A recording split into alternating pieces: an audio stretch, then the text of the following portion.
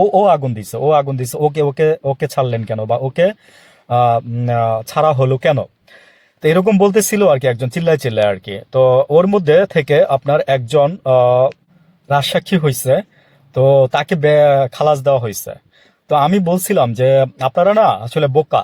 তো যারা এই ধরনের কাজগুলো করছেন, দেখেন এই যে আইজিপি মামুন, সাবেক আইজিপি মামুন, মানে চালাক একটা লোক। এই যে 6 জন আশুলিয়া যে পুরানোর ঘটনা, এবং মানে এবং এমপি সহ, সাইফুল এমপি সহ, আশুলিয়ার আহ, উম, আহ, যে আছেন এমপি ছিলেন সাইফুল, উনি সহ, ওনাকে সহ মৃত্যুদণ্ড দেওয়া হয়েছে আর কি।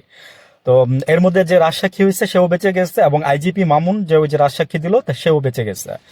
তো মামুনকে তো 5 বছরের কারাদণ্ড দেওয়া হয়েছে, আর হচ্ছে যে একে আপনার বেকসুর খালাস দেওয়া হয়েছে। তা আমি বলছিলাম যে আপনারা যারা নিরপরাধ, বা আপনাদের মানে এরকম করতে বাধ্য করা হয়েছে, আপনারা রাজসাক্ষী হয়ে যান। তাহলে আপনারা রাজসাক্ষী হয়ে যান, তাহলে দেখবেন যে এবং আল্লাহর কাছে তওবা করেন, মানুষের কাছে ক্ষমা চান, যদি আপনাদের ক্ষমা করে আর কি আল্লাহ। আরেকটা কথা পাশাপাশি বলি, সেটা হচ্ছে যে দেখেন এই নির্বাচনকে কেন্দ্র করে জামাতের, আমি নিজের মুখেই বলছে যে আমাকে হত্যার হুমকি পর্যন্ত দেওয়া হয়েছে, আমি যেন এখান থেকে সরে যাই।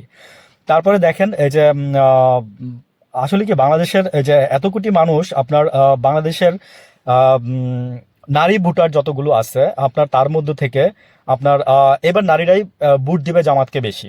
আপনি দেখেন। আরেকটা কথা আমি কোট করে দিচ্ছি, শেষ করে দিচ্ছি দিয়ে যে জামাতের কেউ কি বলছিল যে আপনার এরকম জান্নাতের টিকিট পাবেন দাঁড়িপাল্লায় ভোট দিলে।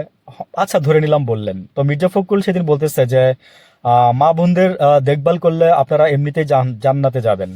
তো কি আসলে সবাই মানে জান্নাতে পাঠাইতে যাচ্ছে সবাই সবাইকে, বুঝছেন? তো এই হচ্ছে খেলাটা আর কি। তো ওই যে মা বোন, হ্যাঁ, এই মা বোন এই কথাটাকে মানে যারা ইউজ করতে পারতেছেন তারাই গেইনার হচ্ছেন। তো অনেক আগে আপনার জামাত ইউজ করে ফেলছে, জামাতের দেখা দেখি পরে আপনারা ইউজ করছেন। আর জামাত তো বুঝছে, পালস বুঝছে, এই জেনারেশনের পালস বুঝছে। জামাতের টার্গেট হচ্ছে তরুণ ভোটার, এবং হচ্ছে যে জাস্ট ইয়ারা, এই মহিলা ভোটার, হ্যাঁ, তরুণ ভোটার যারা হয়েছে। আর ভোটের সমীকরণটা কি জানেন, যে 1/3 ধরেন আওয়ামী লীগ, 1/3 বিএনপি, বাকি 1/3 যেদিকে যাবে সেদিকেই নির্বাচন ঘুরে যাবে।